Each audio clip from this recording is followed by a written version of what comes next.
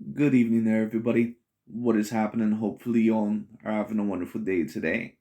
So, when it comes down to it, I thought that, of course, I would give my little fight analyzation, and I thought on and all that I would give my little fight review of overall the final fight, at least from what I believe, or at least should be the final fight between Mr. Saul Canelo Alvarez and Gennady Golovkin, or Mr. Triple G. At least I do believe that is how you pronounce his name. Anyways, when it comes down to it, for those of you that did not hear the news, Mr. Saul Canelo Alvarez was successful in his comeback and he was victorious. And of course, just like I predicted, Canelo Alvarez was able to win by unanimous decision. I did state that had Canelo Alvarez won by knockout in this fight, that I would have not been shocked, and that, all in all, he probably should have won by knockout. But not only did Canelo apparently say that he had a a hand injury. Now, how true that is, who knows? But we'll see on what ends up happening. I don't think that Canelo Alvarez will really have an excuse to lie. I don't think that Canelo Alvarez really looked bad in the fight. I just think on the know that more than likely he could have stopped him had he probably went to the body consistently throughout the fight. But anyways, just to talk about the fight myself and also to talk about overall a certain amount of other people's opinions, because I was looking at certain people's live reactions to this fight and certain channels all in all that I do end up reviewing, like that of a Boxing Ego and some of the other channels. Basically, all in all, they said the same things, or they were saying things that I had always said all along about them, which is that they have a very personal issue and an emotional issue with a fighter like Canelo Alvarez because they do not want him to be at the top of the sport. So it just is what it is. And Canelo, in my view, looked very, very good in this fight. He didn't just look good in this fight, he looked downright great. And this is a very good comeback performance from Mr. Canelo Alvarez. Would I necessarily give, his grade an A plus plus? I don't think that I would give the grade an A plus plus because if I were going to give that, I think that Canelo Alvarez more than likely would have stopped Gennady Golovkin later on in the fight.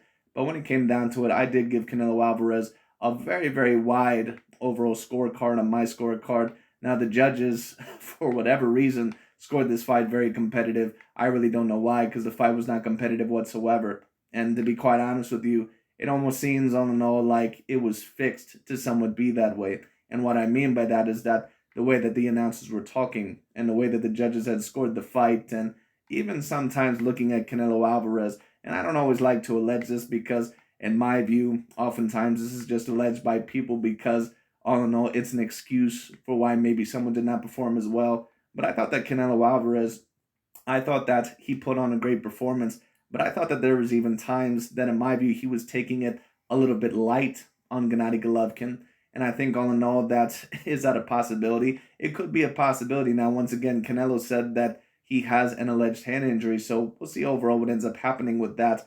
But to be quite honest with you, I think that DAZN wanted to make it seem that this fight was going to be competitive. This fight was not competitive whatsoever, as I already stated. I had Gennady Golovkin maybe officially winning one round on my scorecard, maybe two if you really wanted to be charitable. But Gennady Golovkin, all in all, he did not win this fight, not even close. Two of the judges, I believe, had it 7 rounds to 5, while another one had it 8 rounds to 4. I even thought, all in all, that they were a little bit off their knocker. I personally had this 11 rounds to 1. I didn't have Gennady Golovkin winning any more than 2 rounds officially in this fight. I think, all in all, that 2 is probably the absolute max that you could have gave him in this fight. Now, if you were going to ask me what is the reason that Mr. Gennady Golovkin lost his fight, well, first of all, we do overall have to talk about the elephant in the room and the obvious. It's very obvious that Gennady Golovkin is not the same fighter that he had used to be. It just is what it is. Gennady Golovkin is slower. All in all, he's more hittable than what he even was before. He doesn't have the same power, and all in all, he does not have the same confidence, and he doesn't have the same coach. Gennady Golovkin, I stated that in order for him to win this fight, that he was probably overall going to have to hide behind the jab, and he did try to throw the jab. His jab was still apparent somewhat in the fight, but Canelo Alvarez was just too quick. He was too strong, and his boxing skills were just too apparent against an aging, older version of Gennady Triple G Golovkin.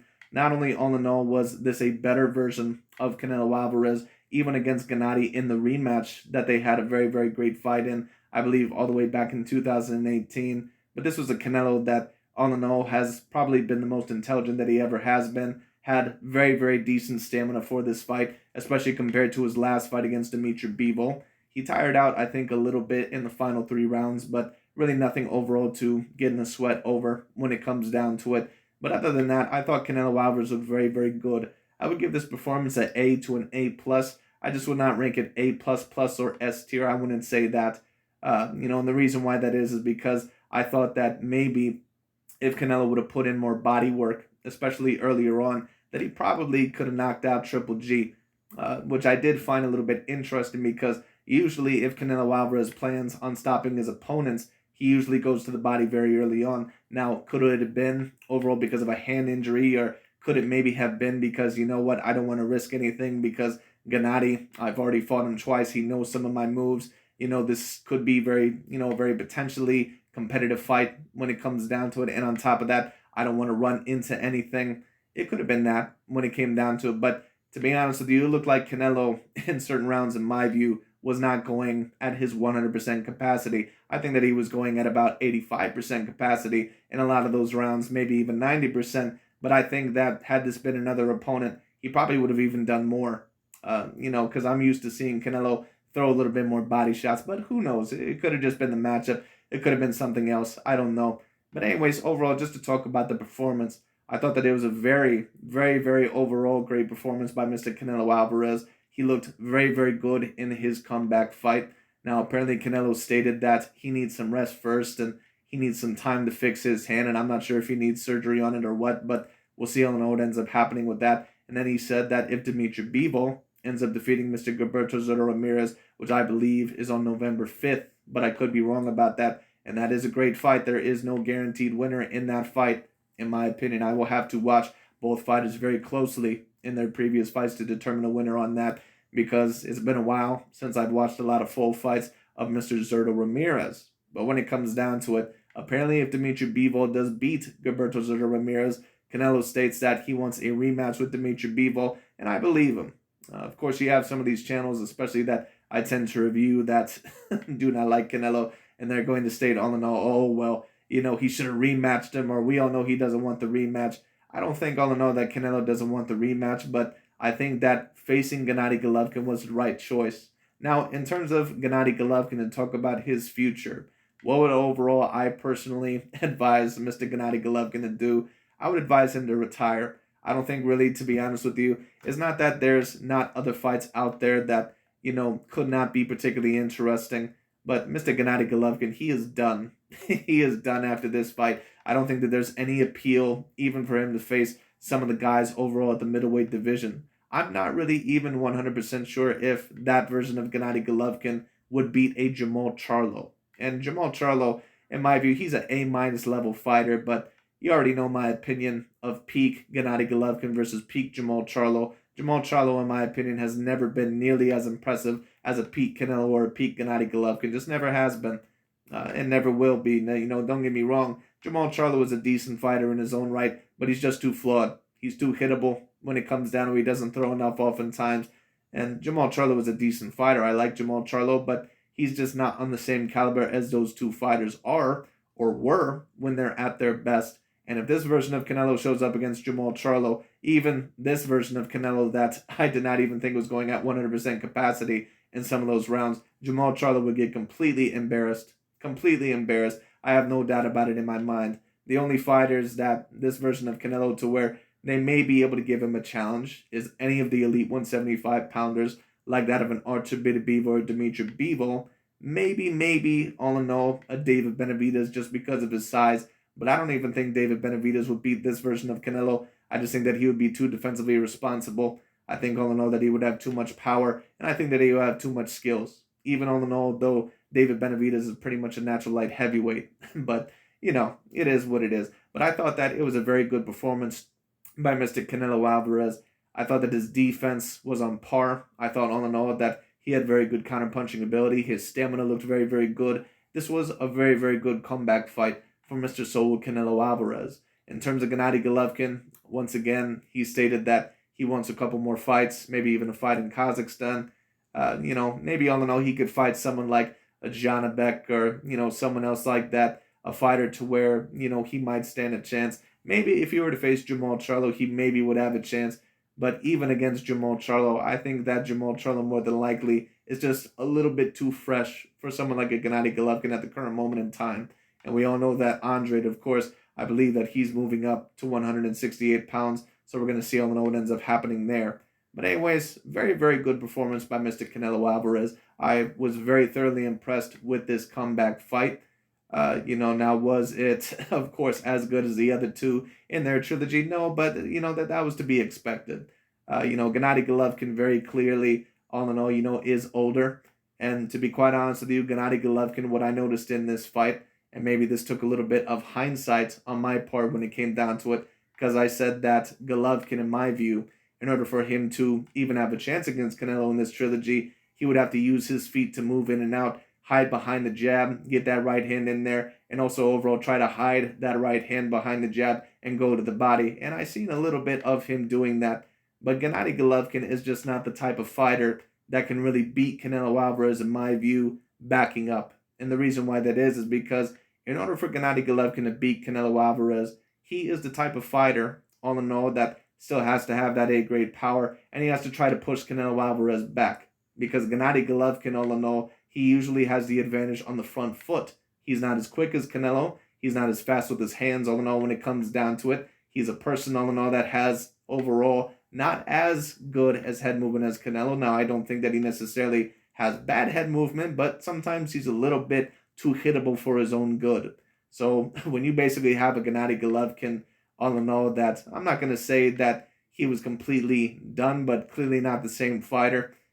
You had a fighter, all in all, that ended up getting completely outboxed the way that he did. It just is what it is, because Gennady Golovkin, in order to beat Canelo with his style, he needs that power, he needs that athleticism, he needs overall that upper step. And he just didn't have that in this fight because, it's nothing to be ashamed about. He was just older. It is what it is. Not only that, but you're facing a Canelo Alvarez that pretty much is at the best point in the peak of his career. So very good performance by Mr. Canelo Alvarez.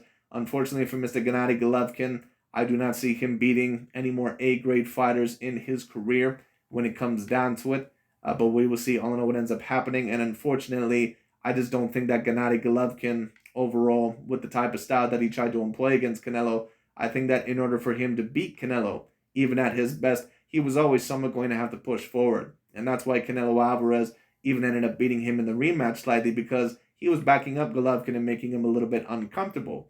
It's not that Gennady Golovkin can't necessarily fight on the back foot, but he's a little bit slower and a little bit more uncomfortable on the back foot compared to that of a Canelo Alvarez when he pushes forward, and with Canelo Alvarez having the hand speed, and also overall him now being just as accurate, if not even more accurate than Gennady Golovkin, and him being now so experienced. It just was not going to be a good overall combination for Mr. Gennady Golovkin.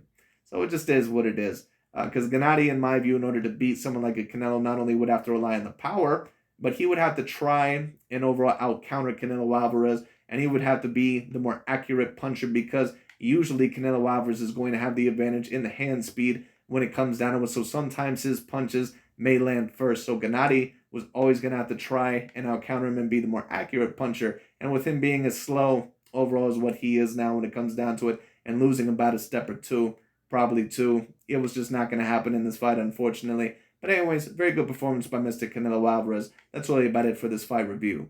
Who would I like to see Canelo Alvarez fight next? Well, really, all in all, I think he has a great amount of options. He could fight Dimitri Bivol in that rematch. That would be a very, very interesting rematch to see if Dimitri Bivol would win the fight again, or if Canelo Alvarez, all in all, could get back overall that victory, or excuse me, not get back the victory, but overall if he could avenge that loss against Dimitri Bivol. It also maybe could be interesting if he were to face Jamal Charlo or David Benavidez. I would like to see those fights as well, but those fights, in my view, are going to be there. So we'll see all in all what ends up happening. Should be very interesting. But anyways, that's really about it for today. Thanks so much for watching. I'll talk to you all later.